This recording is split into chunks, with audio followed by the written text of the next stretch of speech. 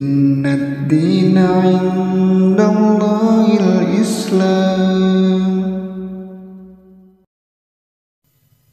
Assalamualaikum warahmatullahi wabarakatuh. Alhamdulillah, assalatu wassalamu ala nabiyyina Muhammad wa ala alihi wa sahbihi ajma'in.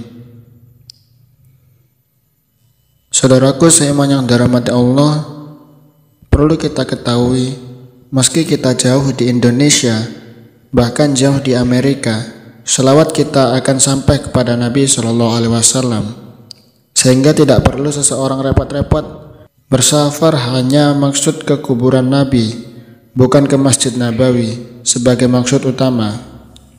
Begitu pula tidak perlu titip salam kita untuk Nabi pada teman kita yang berada di Madinah, karena jika kita bersalawat sendiri dari tempat yang jauh sekalipun akan sampai kepada Nabi SAW. Dari Abu Hurairah radhiyallahu an, ia berkata bahwa Rasulullah SAW bersabda, "La taj'alu buyutakum kuburan wa la taj'alu qabri 'idan wa sallu alayya fa inna salatakum tablughuni haitsu kuntum." Janganlah jadikan rumahmu seperti kubur, janganlah jadikan kubur sebagai id. Sampaikanlah sholawat kepadaku, karena sholawat kalian akan sampai padaku di mana saja kalian berada. Hadis riwayat Abu Dawud. Mengenai hadis tentang sampainya sholawat pada Nabi SAW, disebutkan oleh Abul Abbas Syekhul Islam Ibnu Taimiyah di kitab Majmu' al-Fatawa yang berbunyi, hadis tersebut mengabarkan bahwa Nabi SAW mendengar sholawat dan salam dari dekat, begitu pula yang jauh sekalipun. Di tempat lain dalam Majmu' al-Fatawa, Ibnu Taimiyah berkata, sholawat akan sampai kepada Nabi SAW dari jauh sekalipun, sebagaimana yang dari dekat pun sampai. Ibnu Taimiyah rahimahullah juga mengatakan, engkau dan orang yang berada di Andalus itu sama dalam sampainya sholawat. Ibnu Taimiyah berkata bahwa hadis tersebut mengisyaratkan bahwa salawat dan salam bisa sampai pada Nabi SAW dari dekat maupun jauh, sehingga tidak perlu menjadikan kubur beliau sebagai id.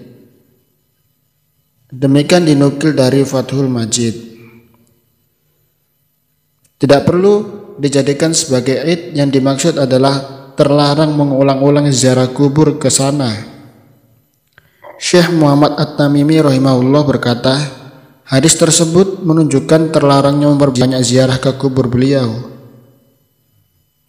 Di halaman yang sama, Syekh Muhammad At-Tamimi menyampaikan faedah dari hadis yang kita kaji tersebut. Hadis ini juga menerangkan bahwa terlarang berziarah kubur dengan tata cara khusus ke kubur Nabi, walaupun ziarah ke kubur beliau adalah amalan yang utama.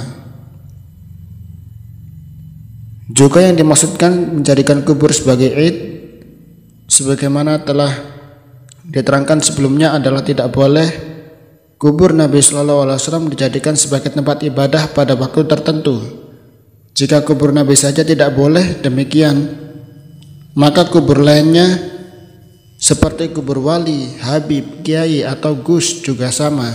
Sehingga hal ini menjelaskan pula kelirunya ritual haul pada kubur para wali untuk mengenang setahun kematian mereka. Lalu bagaimana Nabi membalas salam kita? Mengenai bagaimana Nabi SAW membalas salam untuknya, telah disebutkan dalam kitab Sunan,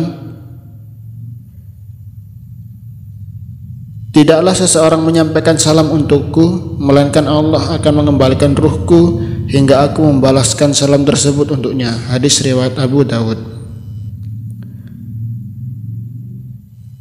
Jika dikatakan bahwa sholawat dari tempat yang jauh pun sampai, maka ini menunjukkan bahwa tidak perlu seseorang repot-repot bersafar dengan maksud tujuan ziarah kubur.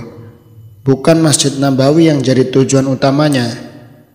Karena jika bersengaja syafar hanya untuk ziarah ke kubur Nabi, ini jelas terlarang dalam hadis Nabi Shallallahu Alaihi Wasallam.